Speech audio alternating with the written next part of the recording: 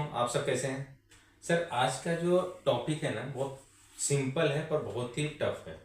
मतलब अगर मैं कहना चाहूँ कि इससे ना सब परेशान है, मतलब एक्सट्रीम लेवल पे परेशान है कि समझ में नहीं आता कि इसका कैलकुलेशंस कैसे करना चाहिए, एक्चुअली में ये चल क्या इसे रहा है और हमें क्या इसके जगह पे करना चाहिए जिससे कि बचें। तो बेसिकली सिंपल सा ये है कि जैसे हम होम लोन लेते हैं, आज की डेट में जब भी कोई सिटी में रह रहा है तो ज़्यादातर लोग लोन तो ले ही रहे हैं। बिल्कुल तो यार। होम लोन ले रहे हैं तो होम लोन के इंटरेस्ट के चक्कर में हम इतना फंस जाते हैं जो हमें मैनेज ही नहीं होता। एक टाइम के बाद ऐसा लगता है कि यार ये कितना बड़ा बर्डन बन गया है। तो ऐसा क्या करें कि इसके इंटरेस्ट के जो टेंशन से जो हम लोग मर रहे हैं, चीज़ें हो रहे हैं, इससे हम बच सकें। तो ऐसे कोई कैलकुलेशंस को ऐसे चीज़ें कर सकते हैं जिससे कि हम इनसे बच सकें। आप बिल्कुल कर सकते हैं सर। होम लोन, देखिए, घर खरीदना सबका एक सपना होता है। सबका सपना होता है। आज का युवा जो है वो रोजगार की तलाश में बाहर शहर में ही जा रहा है। हाँ बाहर जाने के बाद या वो फ्लैट देख रहा है या फिर जमीन से जुड़ा घर देख रहा है। हाँ। और सैलरी, मान लो अगर किसी की सैलरी सर 1 लाख रुपए है, तो आप समझिए कि वो कम से कम 70 से 80 लाख का घर देखता है। मिनिमम से मिनिमम मिनिमम 50,000 कमाने वाला 40 से 50 लाख का घर खरीदता है। खरीदते हैं। और 50,000 जिसकी सैलरी है, और अगर वो, मैं कहता हूँ चलो 50 लाख का भी नहीं खरीदा, उन्होंने एवरेज बात करूँ 30 लाख रुपए का घर खरीदा, इधर उधर से अरेंज किया, उसने कुछ पैसे अरेंज किए, 15 लाख भी लोन लिया, ठीक है। तो भी अगर वो 20 साल तक ईएमआई भरेगा, हाँ, तो 50,000 में से आप मानिए कि 17-18 हजार रुपए के आसपास उसकी ईएमआई आएगी, आराम से आ जाएगी। है ना। और अगर उसने लोन का अमाउंट या 30 लाख कर लिया, तो ईएमआई पहुंच जाएगी सर 22,000 23,000 रुपए, हाँ 20 साल के टेन्योर में। तो आप समझिए कि एक सैलरी का बहुत बड़ा पोर्शन कुछ कुछ केसेस में तो ये 40% तक पहुंच गया है। 40 50 60 तक भी लोग जा रहे हैं, क्योंकि होम लोन बस नहीं चलता ना, कार लोन भी है, फ्रिज का लोन भी है, टीवी का लोन भी है, मोबाइल का लोन है। क्योंकि मोबाइल भी, अब 1 लाख का सैलरी है तो आईफोन तो चलाएगा बंदा, चलाएगा, बिल्कुल तो चलाएगा। लोन पे ही लेता है आईफोन। हाँ, ये तो इंडियन है, इंडिया बिना लोन के तो चलता ही नहीं है। बजाज का एक्चुअली कार्ड जब से ये लोन का स्कीम आया है ना, जब से ईएमआई का जो स्कीम आया है, मुझे लगता है सबको ऐसा लग रहा है ना कि यार ये तो मतलब सबसे इजी तरीका है कि हम कोई भी बड़े एसेट्स को हम खरीद सकते हैं। सर ये बहुत बेसिक है। अच्छा, इसका एक बेनिफिट ये है, हाँ। किसी ने कहा कि आप अपना पैर दे दो, तो आप नहीं दो, पर आप कहोगे आज एक बॉटल खून दे दो, 3 महीने बाद फिर एक बॉटल दे देना, हाँ, तो देते रहेंगे। वैसी आदत हो गई है। आज 500 मांग रहे हो, हर 3 महीने आप मुझे दे दो 1 लाख रुपए, मेरे से कहो हर महीने 500 दे, मैं देता रहूंगा, कोई इशू नहीं है।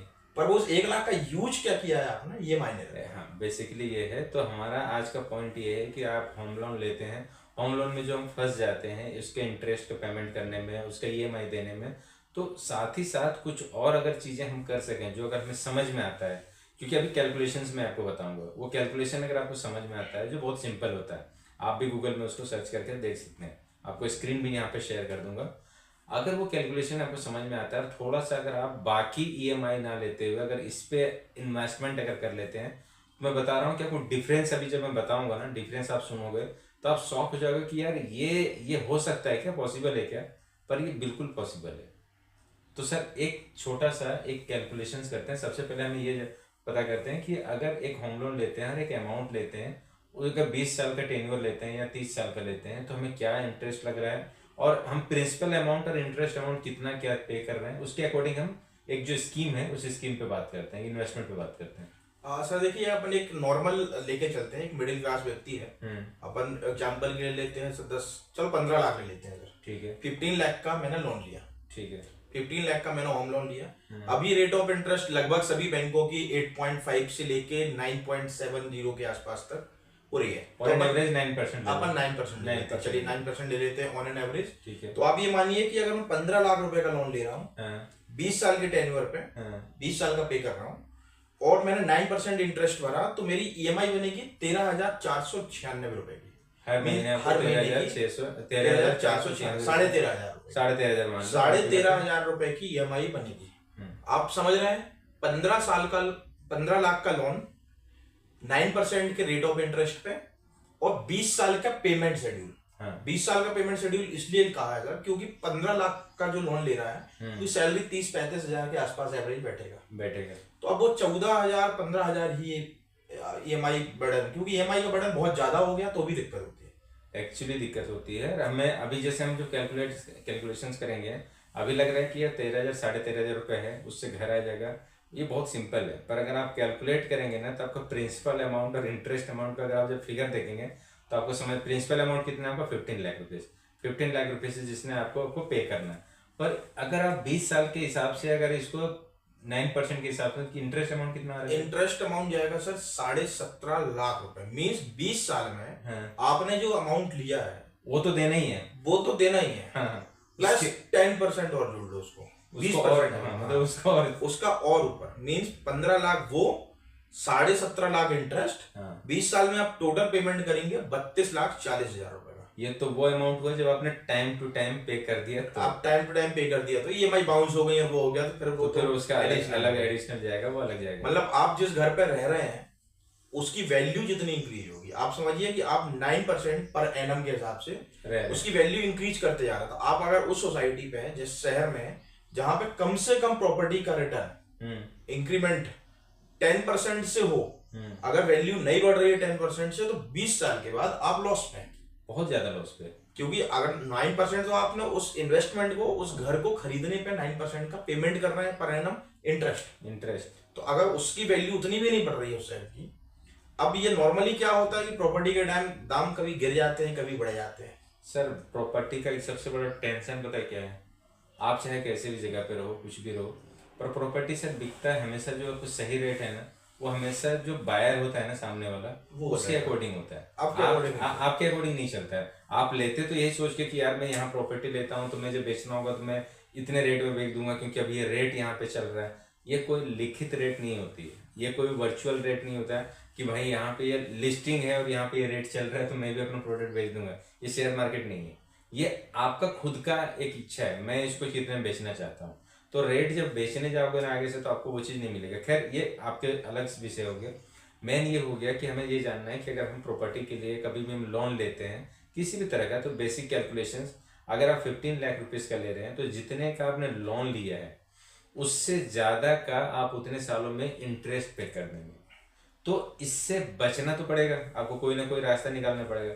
तो वही आज हमारा जो टॉपिक है ना वो यही है कि हमें इसमें क्या ऐसा करना चाहिए जिससे कि ये इंटरेस्ट का जो जितना लग रहा है ना वो तो लगेगा, वो तो प्री डिफाइंड है, उसमें तो हम कुछ नहीं कर सकते, पर हम कुछ और कर सकते हैं जिससे मैं उससे भी ज्यादा इनकम कमा लूँ। तो अब करना क्या है अपन को सर? जो ये आप 13,500 की जो आपकी ईएमआई थी, आपको 5,000 रुपए महीना, जिस दिन से आपकी ईएमआई चालू हो रही है उसी दिन से 5,000 रुपए महीना बिना किसी रिसर्च के निफ्टी 50 म्यूचुअल फंड में, इंडेक्स फंड में आप डाल दो।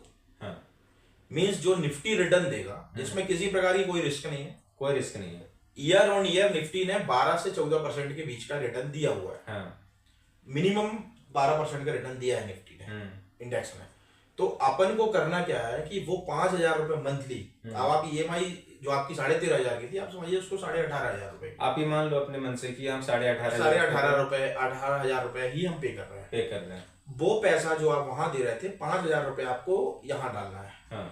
और 10% के एनुअल टॉपअप के साथ। अब ये कैसा टॉपअप का मतलब मैं समझा रहा हूँ आपको। 5,000 रुपए को एक साल में सिर्फ 10% से अपनी ईएमआई बढ़ानी है। ये 5,000 रुपए इन्वेस्टमेंट अमाउंट बढ़ाना है।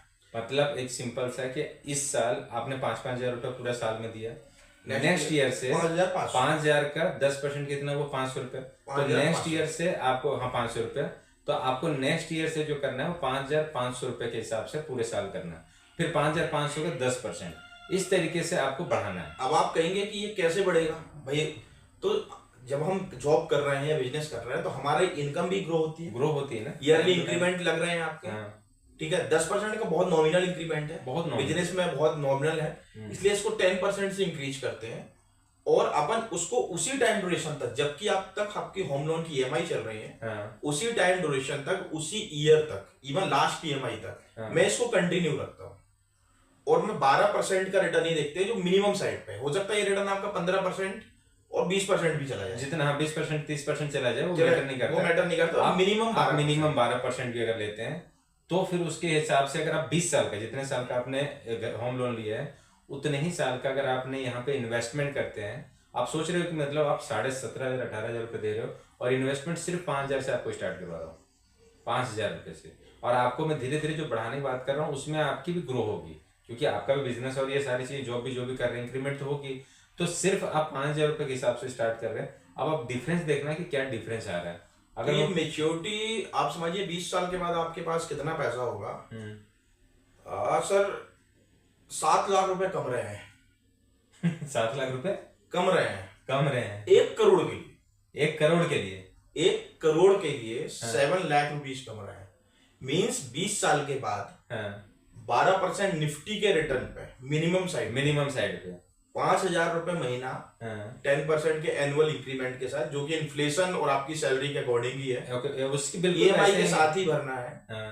तो आप वहां पर जब लोन चुका के आएंगे अपना होम लोन, जहां पे आप टोटल 32.5 लाख रुपए, मीन्स अब आप कैलकुलेशन समझिए, आपने 15 लाख रुपए का प्रिंसिपल लिया, 17.5 लाख रुपए का आपने इंटरेस्ट भरा, होम लोन का कैलकुलेशन, टोटल पेमेंट किया आपने 32,40,000 रुपए।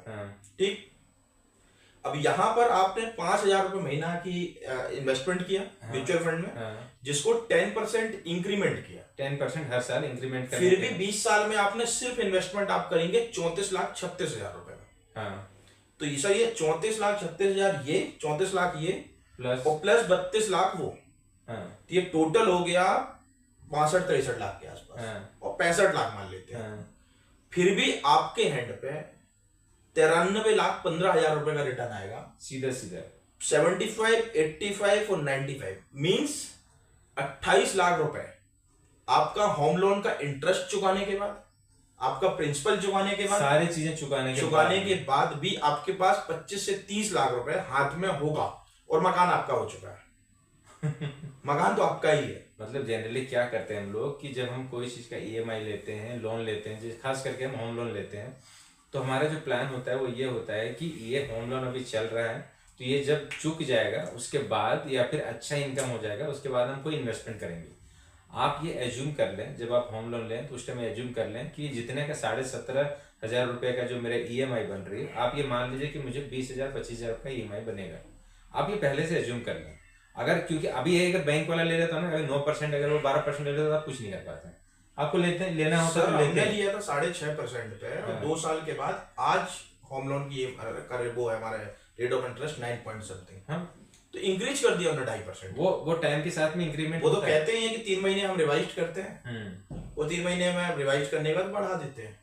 वो तो गवर्नमेंट टाइप का है, मतलब पेट्रोल के दाम 20 बार बढ़ाते हैं, फिर एक बार 5 रुपए कम कर देते हैं। वो इंटरेस्ट भी है, 50 पैसे 50 पैसे 50 पैसे बढ़ाते हैं, फिर 2 साल में 10 पैसा कम कर देते हैं। 10 पैसे कम करते हैं। आपको लगेगा कि चलो आपका कुछ सुना है, तो सुना गया है, पर सुनते कुछ भी नहीं है। तो आपको यहाँ पे लड़ने से, किसी को गलत कहने से कुछ मिलने वाला नहीं है। तो बेहतर ये है कि उसको स्मार्टली थोड़ा सा खेलें। आपको कैलकुलेशंस ऐसे करने हैं कि आपको देखो, घर ये नहीं कर सकते हैं कि यार पहले के टाइम पे हुआ करता है, अब तो मुझे नहीं लगता कोई करता हो कि यार मुझे 50 लाख का घर लेना तो 50 लाख पहले सेविंग्स कर लूं, फिर मैं सेविंग से कभी घर नहीं खरीदा जाता है, और खरीदना भी नहीं चाहिए। अभी आपको पता है मुंबई तरफ का, अगर मैं एक कल्चर की बात करूं सर, मतलब मैं एक नॉर्मल तरीके से बात कर रहा था कि यार मुंबई में अभी क्या है, तो मुंबई में लोग ना प्रॉपर्टी खरीदने से ज्यादा रेंटेड रहना पसंद कर, मतलब अगर रहने की बात करें रेंटेड, वो लोग कैलकुलेशंस कर रहे हैं कि अगर मैं एक रेंट खरीद रहा हूँ, क्योंकि वहाँ का रेट वैसा है। मुंबई में अगर परचेज करता हूँ, उसका EMI जब चुकाते चुकाते मेरे जितना चला जाएगा ना कि मेरे पास कुछ बचेगा नहीं। मतलब वहाँ पे अगर आप घर ले लेते हैं ना, तो एग्जाम्पल के तौर पे अगर आप 20% का अगर आप दे रहे हैं वहाँ पे, तो रेंटेड में केवल 10% में आपका हो जाएगा। इतना फर्क पड़ रहा है, तो लोग वहाँ पे रेंटेड रहना ज्यादा पसंद कर रहे हैं। मेरा एक फ्रेंड है सर, उसका अब मुंबई से मुझे याद आ गया, मुंबई में उसने फ्लैट खरीदा हुआ 45वें माले पे है, उसका फ्लैट 50 लाख समथिंग का 4 साल पहले वो था। ठीक है, उसी फ्लैट उसी बिल्डिंग में वो रेंट पे रहता था। जितने की EMI बन रही थी उससे 2.5 गुना कम, मतलब अगर मान लीजिए EMI 70,000 की बन रही थी, तो वो 32,000 के आसपास में रह रहा था रेंट। तो वो बंदा रेंट पे ही रहा, आज भी वो रेंट पे रहता है, और उसने म्यूचुअल फंड में जॉब करता है, वो अच्छा खासा है। उसने ये माइंड सेट कर लिया कि मेरी EMI 70,000 की है, और वो जो रिमेनिंग अमाउंट था ना 38,000 रुपए, वो हर महीने म्यूचुअल फंड में इन्वेस्ट कर रहा है पिछले 4 साल से। अब आप समझिए कि उसने 20-30-25 साल की वो बनवाई, कैलकुलेशन किया था, और वो 25 साल बाद कहता मैं रेंट पे ही रहूंगा। और वो बजट भी वो है कि अगर इसने ओनर ने महंगा किया तो दूसरे में चला जाऊंगा, पर बजट 30,000 के फ्लैट में ही रहूंगा, 40 तक ही पहुंचेगा।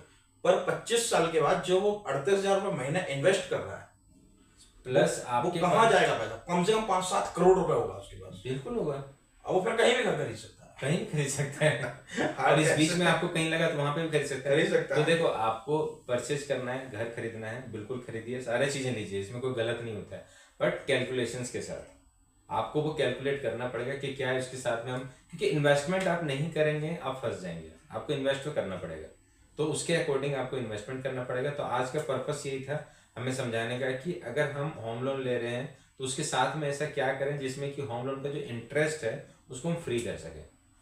और फ्री तो केवल वहां पे कोई ऐसा नहीं है कि वहां पे कुछ आप एप्लीकेशन दे दें और वो आपको फ्री हो जाएगा, आपको कुछ इन्वेस्टमेंट अलग से करना पड़ेगा, और जो बहुत नॉमिनल है सर, 5,000 रुपये मुझे लगता है कि यार बहुत बेसिक है।